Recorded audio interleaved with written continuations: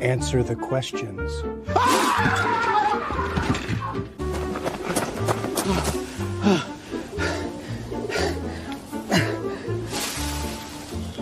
Answer the questions.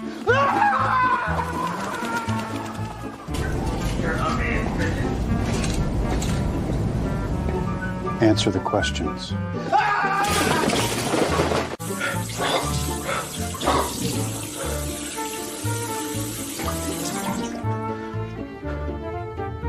Answer the questions.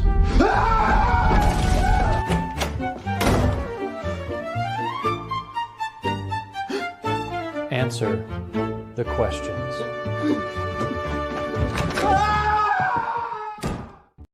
I'm sorry.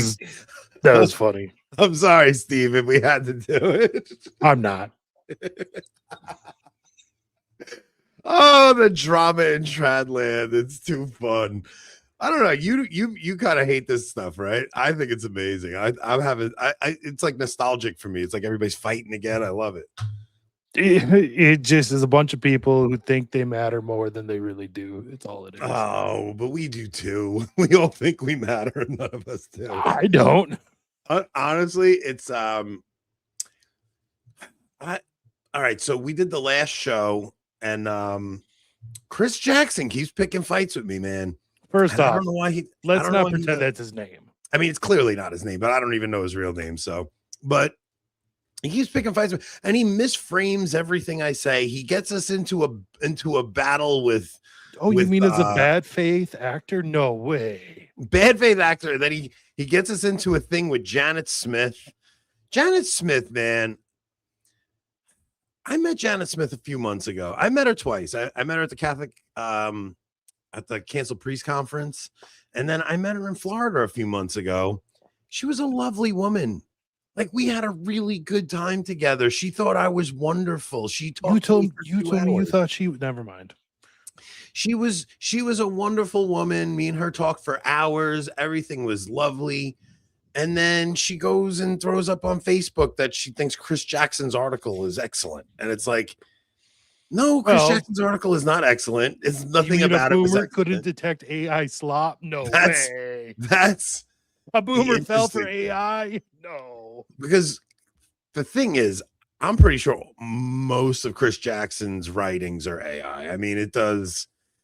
Every time you put those things through an AI detector, it comes back as like 98%, 95% AI with some human, mixed. It just reads like slop too. Like, you just get that sense that. I mean, we'll go through that article tonight, but I also want to go through because I watched Anthony Stein this morning, and he was reading Leo's response to the SSPX, and he kind of cringed in when Leo talked about the seamless garment being torn. But I think Leo actually used the proper context. He's not using it in like the Bernardine way. No, right. So like the Bernardine context for seamless garment is like, oh, well, abortion and death penalty and all this stuff is one seamless thing. So if you have to be against abortion, but you also have to be against the death penalty. And that was how that was used. But I think Leo was actually using it in the proper context in terms of schism. Like and I'm not even saying that's what's happening here, but that's the proper term. Like if you're the seamless garment being the unity of the church. The unity of the church, right? So the seamless garment comes from Caiaphas, and I believe it's John's gospel. Caiaphas tears his garment, and that signifies the end of his high priesthood. And then John makes a point to point out that Christ, they cast lots for his seamless garment that was not torn, because Christ's priesthood is now active, or whatever you would say. Yeah. Like, right. So, but it's also to show the division with those who accept Christ and those who don't. So it really does have a lot to do with that. There's a lot going on there, because you also, in that story, you have Malchus is Caiaphas's servant, right? So it's like, I forgot which gospel it's in, but it points out that Malchus is the high priest's servant, and Jesus is the new high priest, and his servant Peter cuts off Malchus's ear. So it's like this whole play of showing the old high priest tears his garment and his servant comes out to get the new high priest, and the new high priest servant attacks him and cuts his ear. And then Jesus says, Peter, those who live by the sword die by the sword. And Jesus heals Malchus's ear and stuff. So there's a lot going on there, but I do believe that is the proper context for using that seamless garment analogy. Even to the point where Pagliarani returned it and spoke of it in the same way. So in Leo's letter, he mentions it, and then in Pagliarani's letter, he responds and uses the same analogy. Mm-hmm. So I know a lot of people might have just like heard that phrase, and because over the years we've talked about that phrase so much that they probably, rolled their, which Anthony Stein rolled his eyes this morning when he was reading about the seamless garment, but I don't think it was an improper. I don't think his eyes do anything besides roll, to be honest. You need to be nice. Why? Why is it we always need to be the nice ones? You need to be nice. Uber Karen Janet Smith can say what she wants, but I have to. All she said was it's an excellent. Oh man, we're gonna have to do the Janet Smith stuff. But listen, before any of that, we have the most amazing knick-knack success story tonight. It's actually an update to one of the first knick-knack success stories. The first knick-knack success story I told you guys about this loser incel named Bobby, who I met in Italy and that couldn't find a girlfriend. Well, Bobby just proposed to my sister on Friday. Gave this kid a pack of knickknacks, and he proposed to my sister this Friday. So they met in January, 4 months of courtship, and they're engaged, and they're probably going to get this wedding done before November or in November. We are looking at record time. Yeah, I think so, because they want to be married when we go to Italy. And but it's just interesting to think, like, you never know what God has in store for your life. Bobby came to Italy in 2024 with me at the end of 2024. We met, became like instant friends there, got home. I invited him to a couple of family things. And then he met my sister this past January. And yeah, man, it's just if they're not married when they go, one of the two of them is going to be sleeping on your floor in the hotel. Well, no, it was going to be Bobby was going to stay with my son, and my sister, we were going to have to find a bunk partner for her. So we went out with them on Saturday, and they were just like, we were trying to figure this all out. And they're like, I think we're going to have to do. Yeah, I'm not happy about this.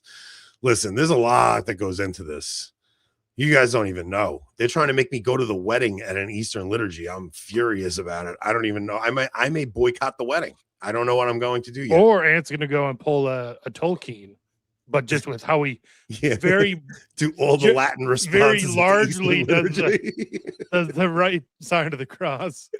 Well, either way, go to knickknack.com. I don't know how this has anything to do with knickknacks.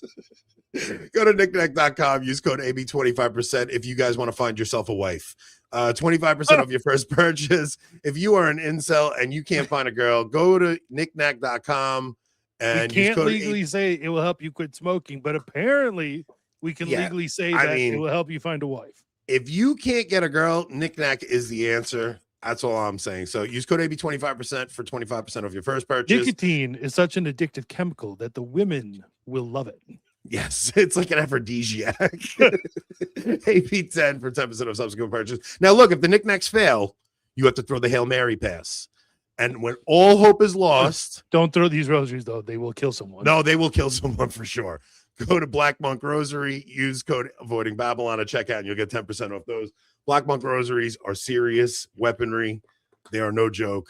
So if the knickknacks fail, you go right to the Black Monk Rosary. Guarantee. Look, our sponsors are setting up marriages, saving lives out here. So that's all I know. All right, let's get to it. Whoa. No. We got something.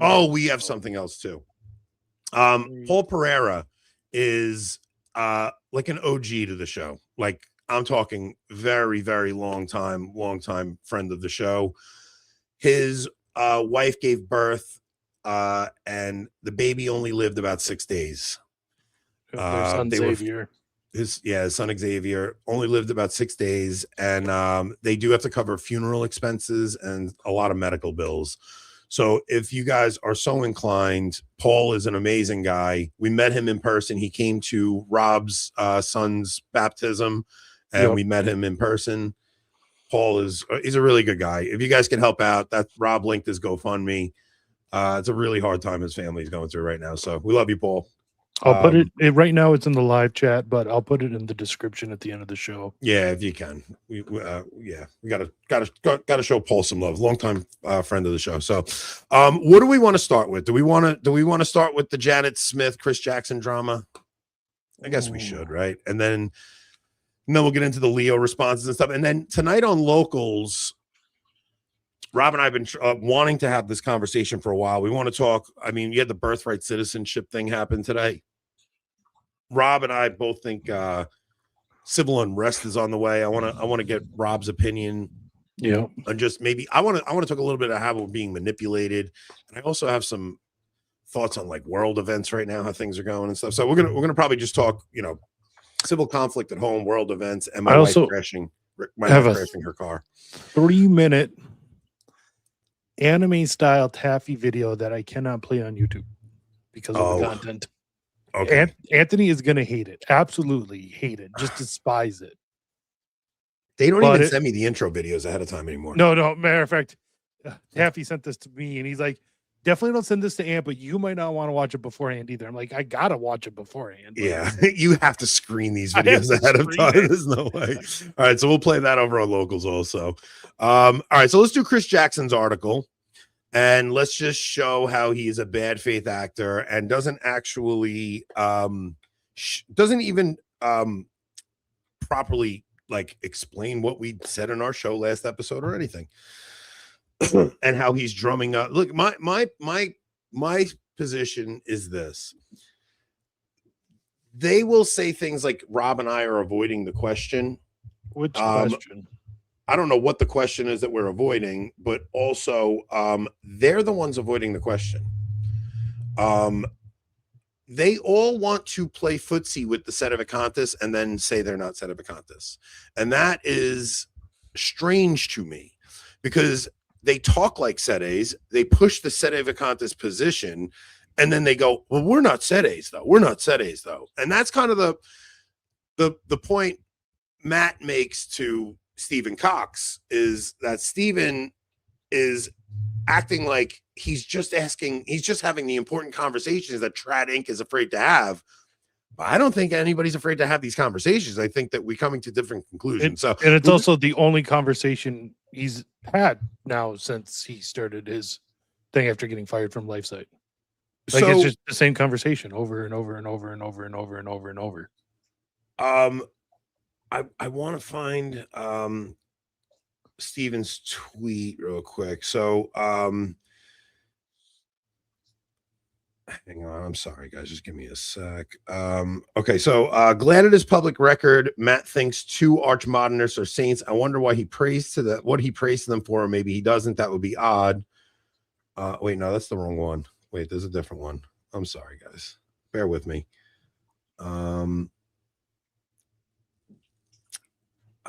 He said he made one about how Catholic Inc. is, or Trad Inc. is, okay. Integrity is having conversations on topics that Michael Matt, Taylor Marshall, Matt Gaspers, and the rest of the echo chamber of indult, FSSP, and conservative Novus Ordo influencers refuse to have for years.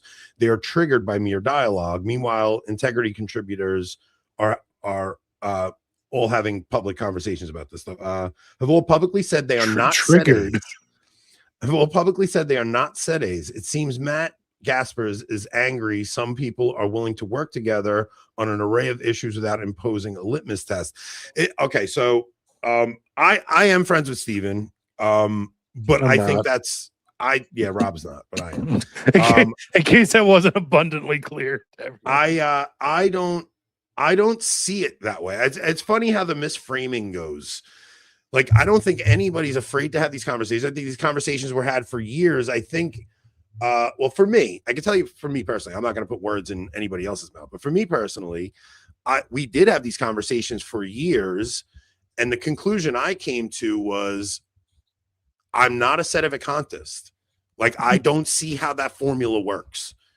So the point that like that they think that they're having these difficult conversations. I don't think they are. It's not like we all see that there's a crisis. So for Chris Jackson in this article is going to act like I don't think there's a crisis. We all know there's a crisis. Even when we talk about the encyclicals or something, we are very clear. Like the entire thing is that my thesis is that I agree with the Tychonius thesis, right? So my position is the mystery of iniquity is that the mystery of evil grows inside the body of the Lord. It's the body of the Lord and the body of Christ within one entity, which is this structure of the visible church on earth. And the body of the devil is growing stronger. And that is the mystery of iniquity. It lines up with the catechism in paragraph 675. It lines up with everything we're seeing right now. So that's just the position I take. So when I say I'm not scandalized by the things in Rome, it's because I expect them to get severely worse.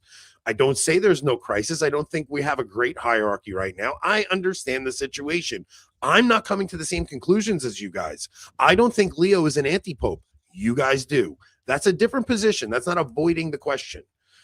So, okay, so the title screen says, of course, they're not willing to say that they believe Leo is an anti. That's my point. They avoid the question because they'll say they're not Sedes, but the reason they won't say they're Sedes is because everybody knows once you say that you're a Sede, you get written off because everybody knows Sedes are crackpots.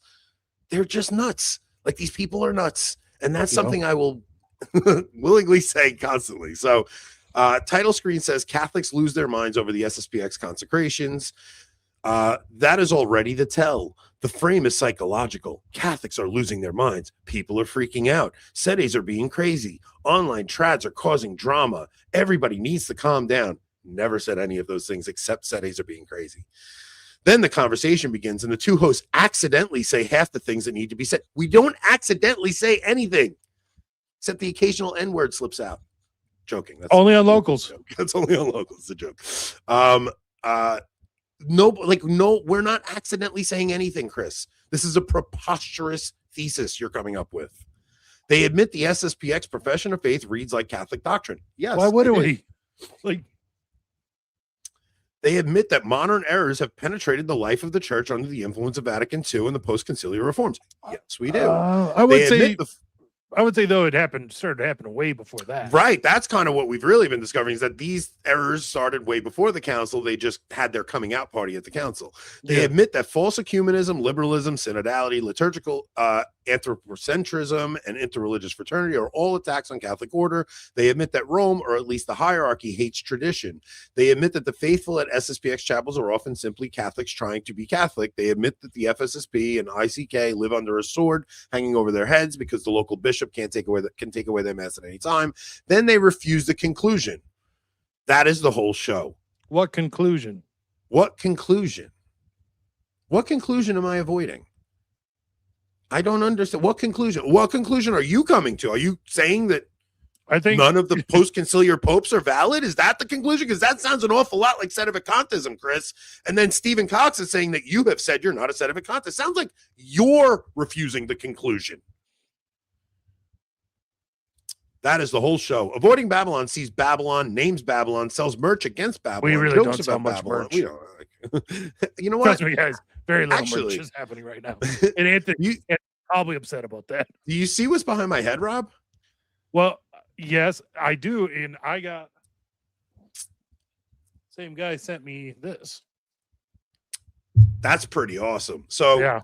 Listener Brock, I won't say his last name because I don't want to blow spot. You'll probably see it on locals. I guarantee it. Watch. Made me this awesome wood sign that says, "Have you accepted Mary as your personal mother and intercessor?" I'm like beyond grateful, Brock. Thank you very much. So, but we really don't sell much merch. But if you guys want to buy a shirt that says that phrase, you can go on our website.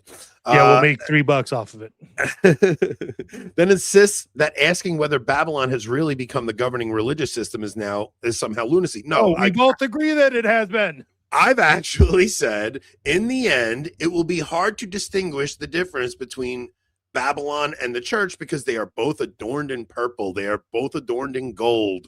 Like this is the point. This is the pseudo-messianism that comes at the end. Now he makes fun of me for being apocalyptic. He calls me apocalyptic Anthony Abadi. But I don't see how you don't draw apocalyptic conclusions from the things that you're saying. Avoiding. All right. So I was going to say, if Sede Vacantum is true, that's way more about the apocalyptic to me. Way more. That's like, I don't understand how Sedes can't come to the conclusion that these are the end times. I don't get that.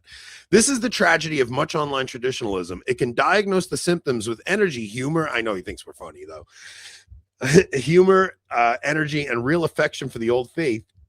It can see the official structures are full of revolutionaries.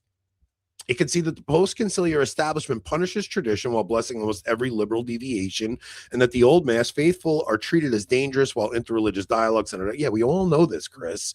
But when the question becomes unavoidable, it changes the subject to tone. No, I don't. What question? What question? Exactly. The Sedes are mean. They're not. It's not that the Sedes are mean. It's that they have no charity. There's a big difference. They have no charity, and they're not. They're nuts. Most of them. I know a handful that I really do like, but for the most part, they're not well-rounded people. I'm just saying, like, for the most part. And that's online Sedes. I don't want to say anything about, like, I've never been to a Sede Vacantis chapel. I don't know. But when the question becomes, all right, the Sede Vacantis are mean, the converts are cringe, they are, some of them. The ultra traditionalists are driving wedges. The people who ask hard questions are lunatics. The real problem becomes not the revolution, but the person who, no, look, this is the point I made last show. We're talking about the SSPX. Nobody hates the society more than the Sedes. And the sooner the society guys recognize that, the sooner we could stop with this pretend fiasco that the Sedes and the SSPX are on the same side, because you can't tell the difference in a Mike Lewis tweet and a Novus Ordo Watch tweet. Like, that's actually the point we're at. I asked this today. Who wrote this tweet? Mike Lewis or Novus Ordo Watch? And the tweet was the answer? I'll tell you in a second. Let's find the tweet. Okay, so the tweet is, Lefebvre maintained an absurd ecclesiology to justify his stance. Obviously, no fraternity has the right to survive at all costs, especially not against the will of the Roman pontiff. That's a Novus Ordo Watch tweet. That's a Novus Ordo Watch tweet. But that could have come from Mike Lewis. Lefebvre maintained an absurd ecclesiology to justify his stance. Obviously, no fraternity has the right to survive at all costs, especially not against the will of the Roman pontiff. Like, Novus Ordo Watch hates the Sedes. So my point is, what you have with certain guys, the SSPX. I'm sorry, the SSPX. What you have with the guys over at Integrity, and not all. I mean, I actually like all these guys. I like Steven. I like Big Modernism. I don't like Chris Jackson. That's Chris Jackson. That's Chris Jackson. That's Big Modernism. Esquire. I love Catholic Esquire. I love TLM Ryan. I love American Reform. Like, I love all these guys. Like, I literally love all these guys. But I'm just saying, if you're going to play footsie with the Sedes, I'm just telling you guys, you're feeding a beast that is about to turn on you. They will turn on you. They will turn on you. The second you don't agree with them, they will. And I already see it with the Sedes. The Sedes are like, Stephen Cox has a long way to go before we trust it. It's like, these guys don't like you guys. And it's because you come to the conclusion, I don't know. You guys have to be a little more clear on where your stance is. Like, do you think just Leo's an anti-pope? Do you think just Leo and Francis are are you Benevacantis? Like, what? I would like a little more clarity, which is why I like that Matt Gaspers is asking these questions. Like, we need to know what your position on this stuff is, because it kind of seems insane. Like, you're just pushing Sedevacantis positions and opinions without coming to those conclusions. So why are you not a Sede? Like, it sounds because like you guys then they would lose the trad audience. So you're saying it's projection. All the things they're saying about Trad Inc., all the things they're accusing Trad Inc. of, that they won't come out and endorse the consecrations because they'll lose their SSPX audience. You're saying they won't come out as Sede because they'll lose their Trad audience? Is that, right.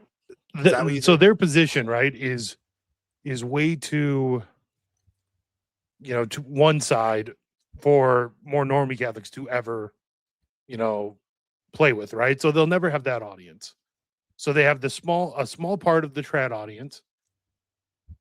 Then to add to that, they then they buddy up to the Sedes so that they have a little bit of each side, but they're playing, they're walking a line. If they ever fall completely to one side, they'll lose the other side, because I mean that's just how those two audiences are, right? What upset me with the Janet Smith thing is that Janet Smith probably didn't watch our last show, and Janet Smith would probably agree with every single thing I said, but then she goes and says excellent piece when Chris Jackson completely makes things up that I didn't say, misframes the entire episode, and accuses me of avoiding conclusions. And none of that is true. I just don't come to that conclusion. Like I don't see how anybody can hold the position that there has been no valid pope since 1958. Like, how is that not the church defecting? If that's the case, then it's all false. Like, the church has defected if we haven't had a valid pope since 1958, and there's been an anti-pope in the seat of power, in the chair of Peter, for this long, and the entire structure of the church has changed, and there's an entire the things that they say, they don't follow to their logical end. They think we're not following our conclusions to the logical end. They're not. So it's frustrating when you have these guys doing this. But yeah, I don't know. I'm watching this whole thing fall out like this is kind of wild. So should we cover Leo and Pagliarani's interaction? Sure. Yeah, I think we should jump to that, just for anybody that did not see it. Let's see. I think I sent it in Taylor's tweet. That's where I sent it. Well, you sent two responses. I mean, should we start with Leo? Yeah, let's start with Leo.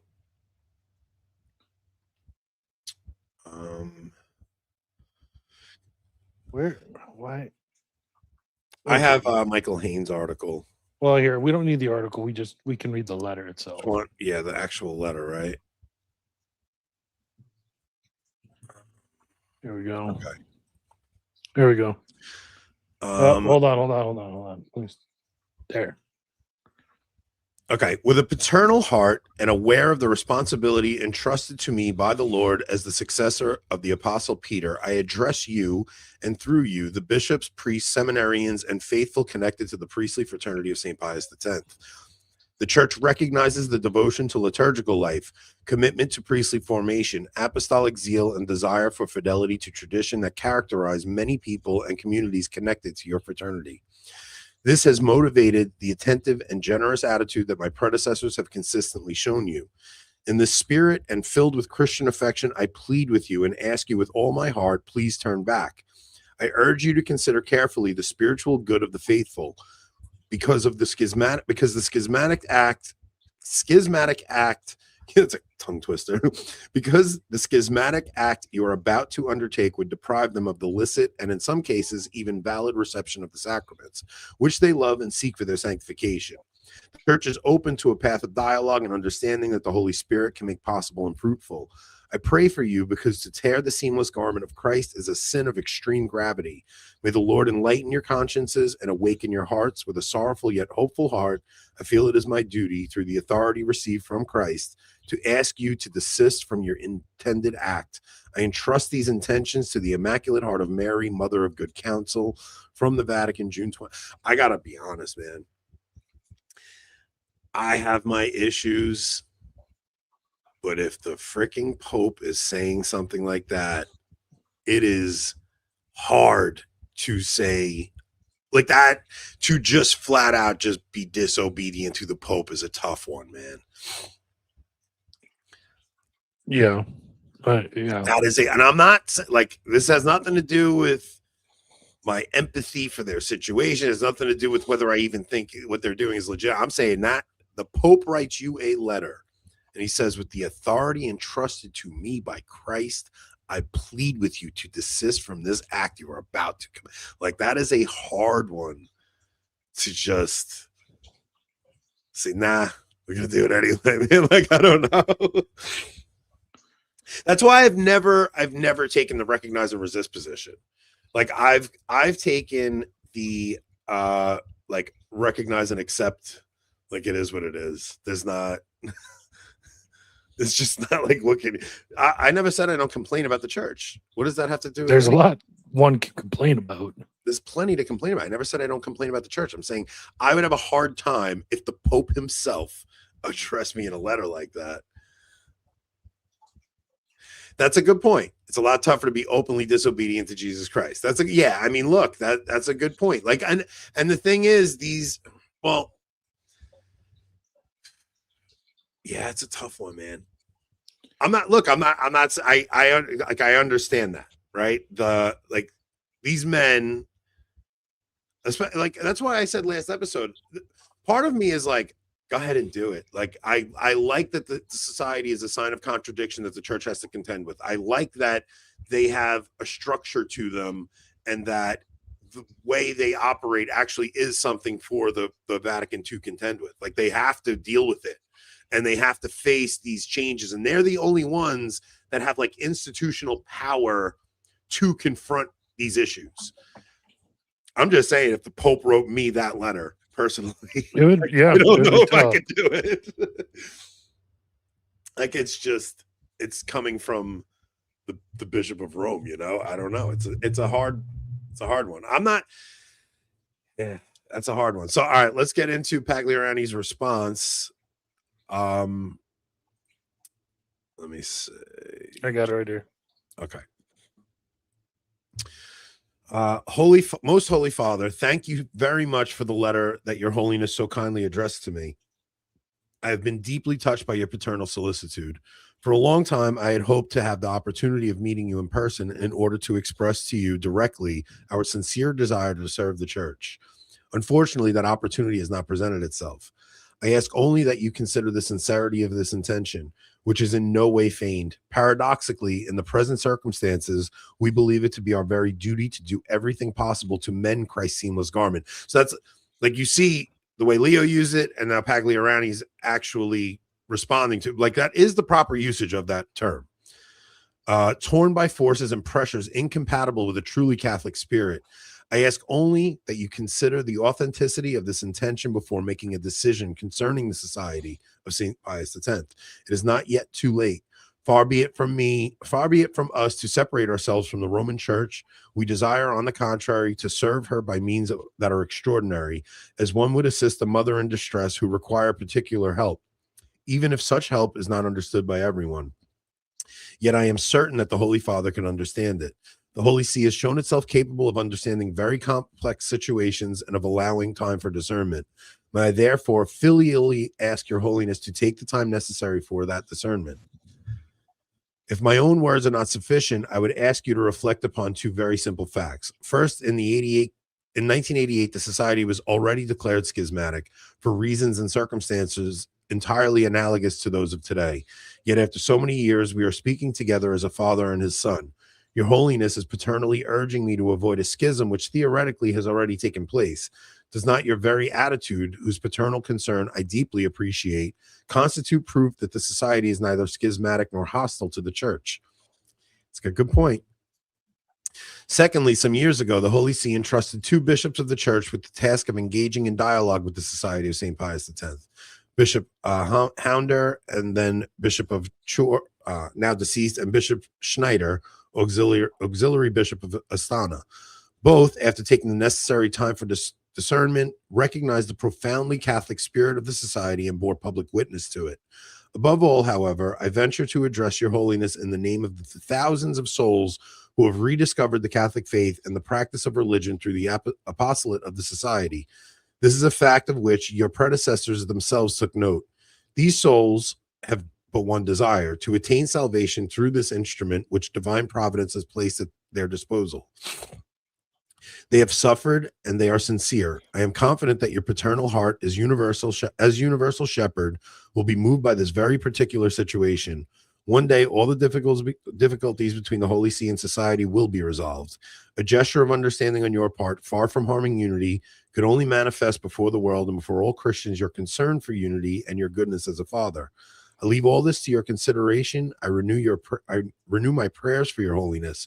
For a long time, even before your election, I have been praying to Saint Rita for the present situation. I saw in the election of an Augustinian Pope a sign of hope. I am certain that the saint will intercede. It is never too late.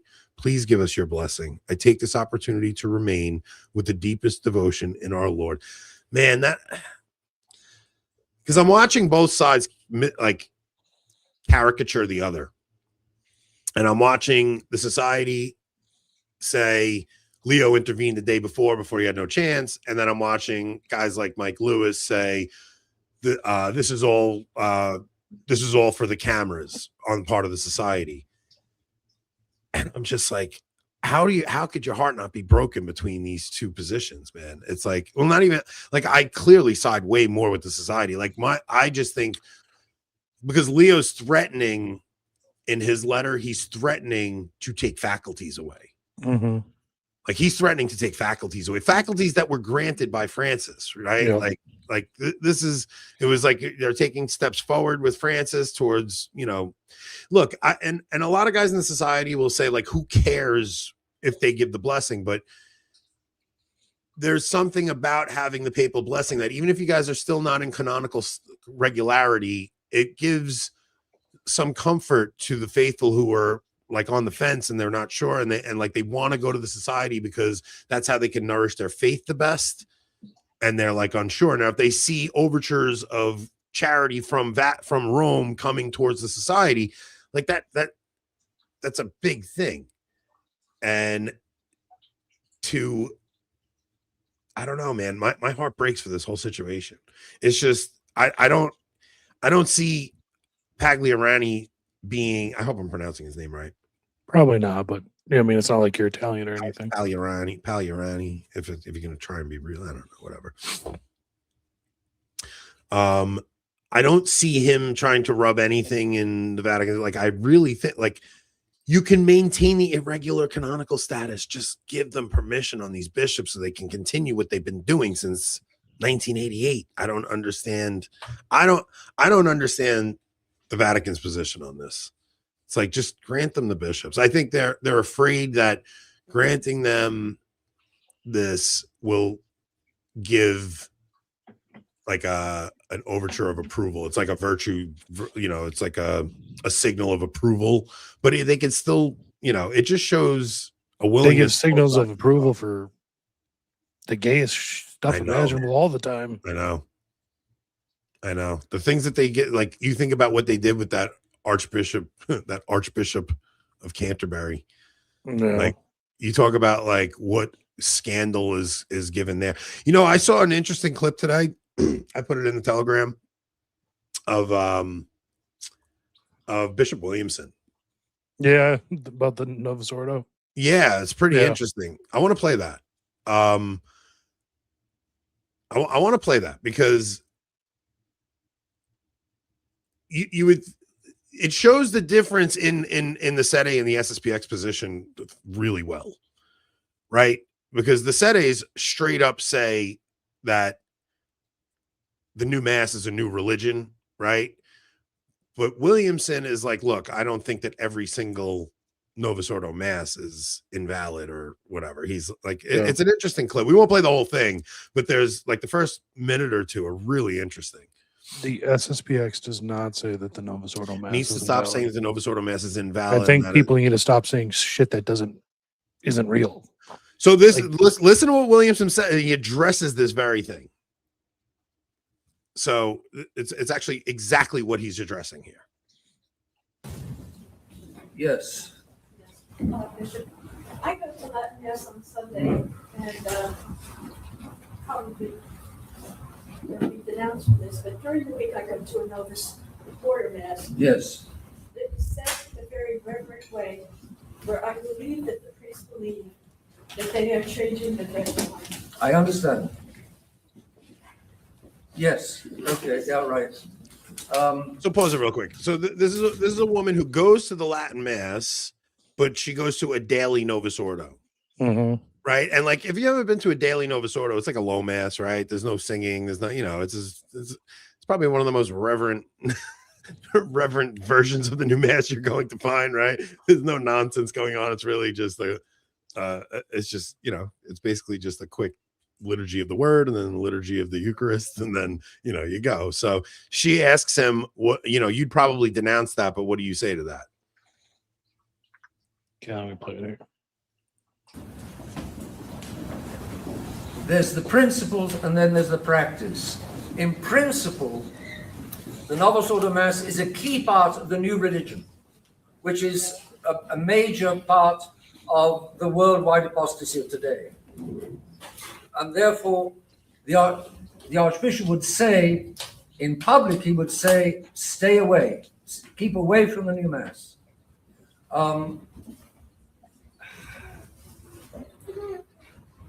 You might as well be hanged for a sheep as for a lamb. What's the proverb? You might as well be hanged for a sheep as for a lamb. If you're going to steal, then steal a sheep and don't just steal a lamb. What it means is, I'm going to stick my neck out. I'm going to stick my neck out a long way. And if anybody wants to chop it off, they're welcome. I would say that in certain circumstances, like those you mentioned, exceptionally, if you're not going to scandalize anybody, because they know that you're a Catholic, they know that you're sticking to the true faith, and then they see you at the new Mass, the conclusion that many of them will draw is the new Mass is okay because she's going. You've got to be careful of that. So you've got to be careful. I myself don't think that the new Mass is always invalid. I don't think that. The Archbishop of Defense didn't think that. There's nothing in the text of the new Mass which makes it inevitably invalid. There are people who say so. I don't think they're right. According to Catholic theology, I don't think they're right. I think, as you say, that it's very possible that the consecration is for real. You say that it's a priest who says it worthily. What I would say is that tomorrow there are going to be many Novus Ordo priests who are going to come through, while there are going to be traditional priests who are not going to come through. Exactly what I've been saying, on the principles I've been saying. Some of the last will be first and some of the first will be last. I mean, look, we don't have to go through the whole thing, but just when Lefebvre spoke, he's saying, like, if you're gonna steal, like, if you're gonna get in trouble, like, get in trouble. You know what I mean? Like, if you're gonna say something bombastic, say something bombastic. And it's like, and the society is saying, like, their position is not that every Novus Ordo Mass is invalid. Their position is that the Novus Ordo liturgy is dangerous. Like, and look, I don't care what anybody says. The new Mass, look at all of our upbringing. Yeah. Like, the average person who goes to the Novus Ordo, like, you're losing your faith, and it's because of the way it is celebrated. I'm not saying the church promulgated something intrinsically, wrong. I'm saying the way it is celebrated at the majority of parishes, it is something that is harmful to the faith. Like, if you can bring your children to a traditional liturgy, bring your children to a traditional liturgy.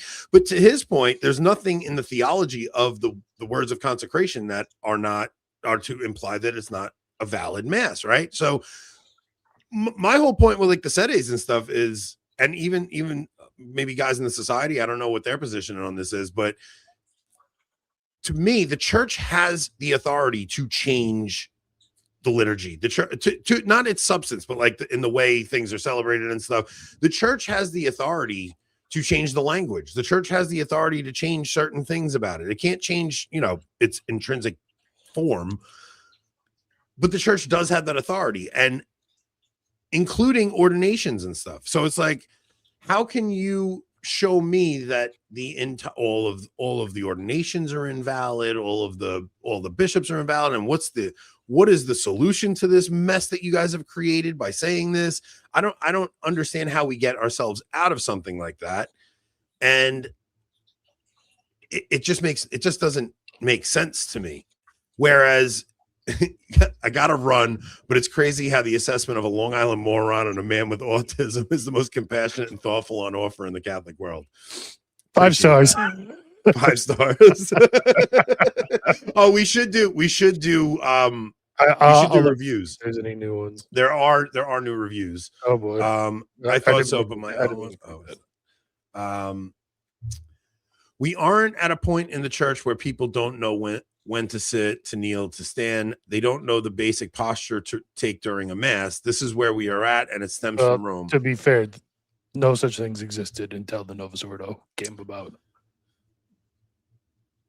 as far as rubrics, there were no rubrics for the laity. Yeah. Look, it's just I don't feel right speaking about the society because I don't know. I don't attend the society chapel, right? So I don't like to speak on behalf of them, and I don't like saying that. I understand the position. I understand I understand even them looking at the situation and going, our conscience demands we do this. Yeah. Like you see the insanity coming out of the Vatican, and I understand them saying, my conscience demands I have to go on like this.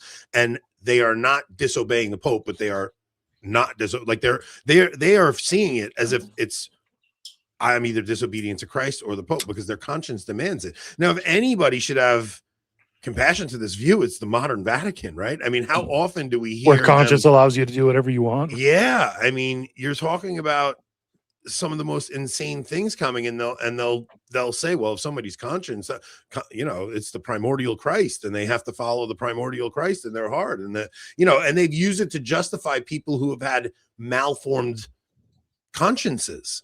Whereas the society guys do not have a malformed conscience. Like they're seeing the Catholic faith that has been passed on to us throughout the ages.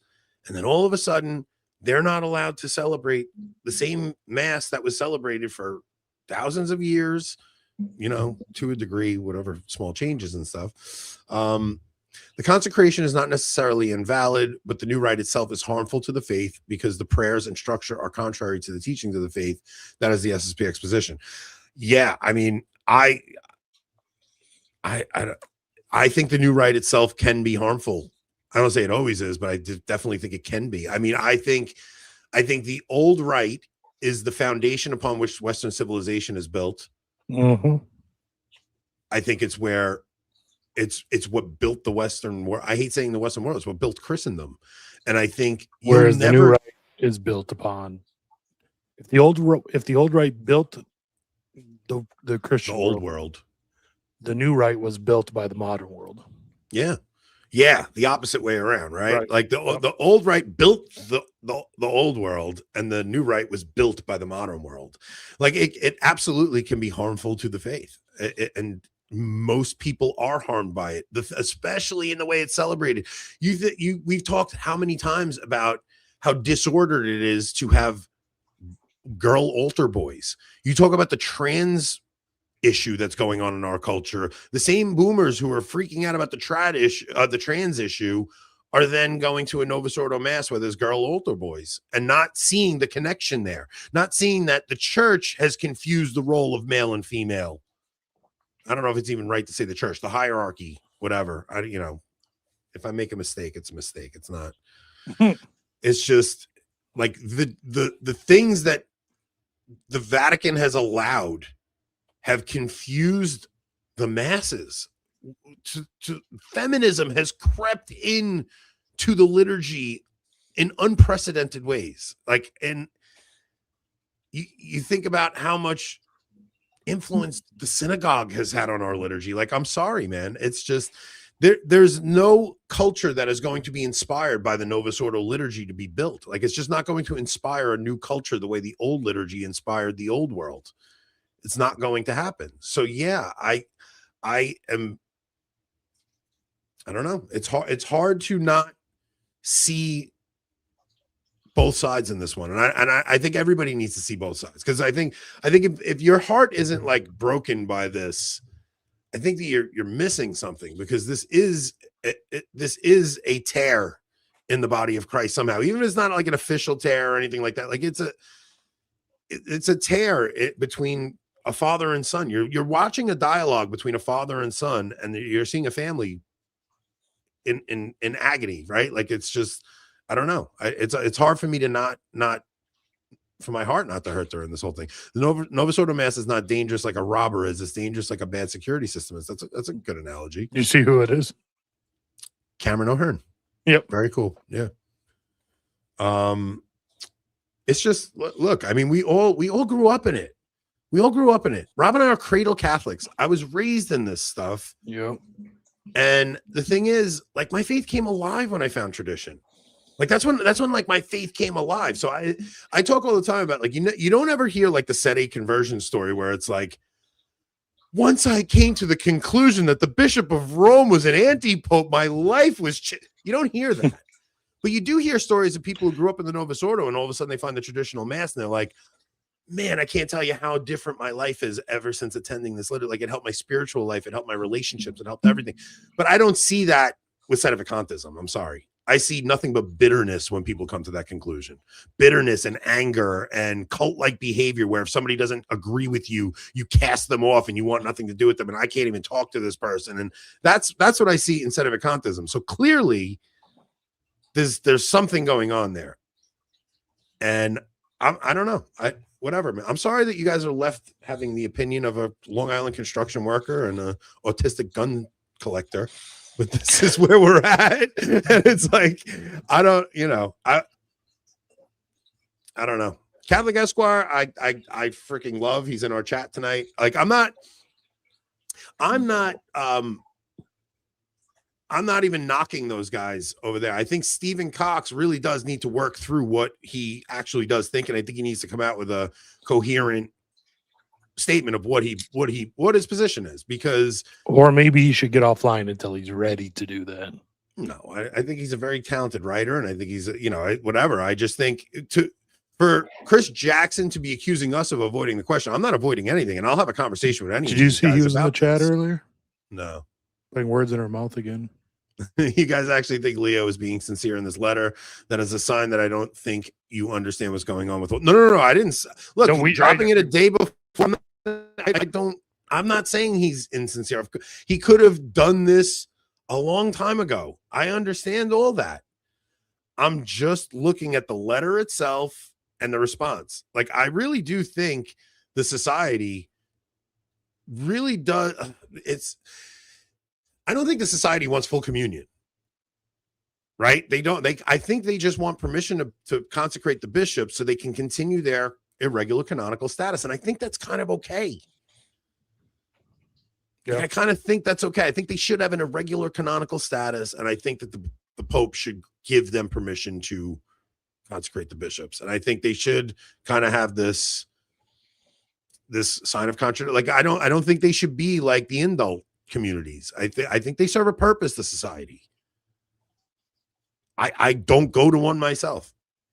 But I do think they serve a purpose. And I think that God's going to use all of this for his purpose at one day. And I do think there will be a full reconciliation one day too. Like, I do think there will be a restoration of Peter the way Peter was restored after he denied Christ 3 times. Like, I think that's how the story plays out. I think there's going to be a restoration of Peter where he'll once again, Christ will say, Peter, feed my lambs. Oh, Peter, do you love me? You know I love you, Lord. Peter, do you love me? You know I love you, Lord. Feed my lambs, feed my sheep. That's going to happen because that's how the story plays out. I don't know when it's going to happen, but that's how I see this whole thing playing out. But I don't see any place where I would leave the visible church. Like, I don't know. And I would agree with what Williamson said there, that you have to go where you have to go to live a Catholic life right now.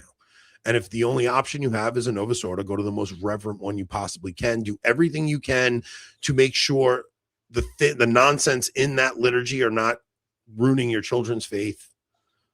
Because there are going to be things there that your children will see and subconsciously will just, when you're handing out the Eucharist like it's a cracker, subconsciously that has an effect on a person. So do everything you can to guard against the stuff that made all of us lose our faith growing up. Mm-hmm. So, all right, look, we'll keep this one short. I'm just glad that after tomorrow and whatever the Pope Leo does, that's going to settle it once and for all, and we never have to talk about this again, right? There's going to be one definitely what happened after 1988. Yeah, well, there's going to be a response from Rome, and we're going to see what happens. Like, we're going to see what happens. Rob and I are going to do Rerum Novarum on Thursday. Part 1, anyways. Part 1. It's going to be a 2-parter. So if you guys, we're dealing with all of the things that led up to the chaos we're in today. So that's we're going to do it on Thursday, part 1 of Rerum Novarum. And You know, it's funny. Some of the quotes from Leo, Francis, even earlier from JP2 that people complain about sounding communist. I'll tell you right now, some of the Rerum stuff from Novarum is a Rerum tough Novarum- one, man. Rerum Novarum is a tough one. I'm telling you. You guys, I going through it, you're just like, holy cow, were we indoctrinated as Americans? Yeah, 100%. That's you. Holy cow, were we indoctrinated as Americans?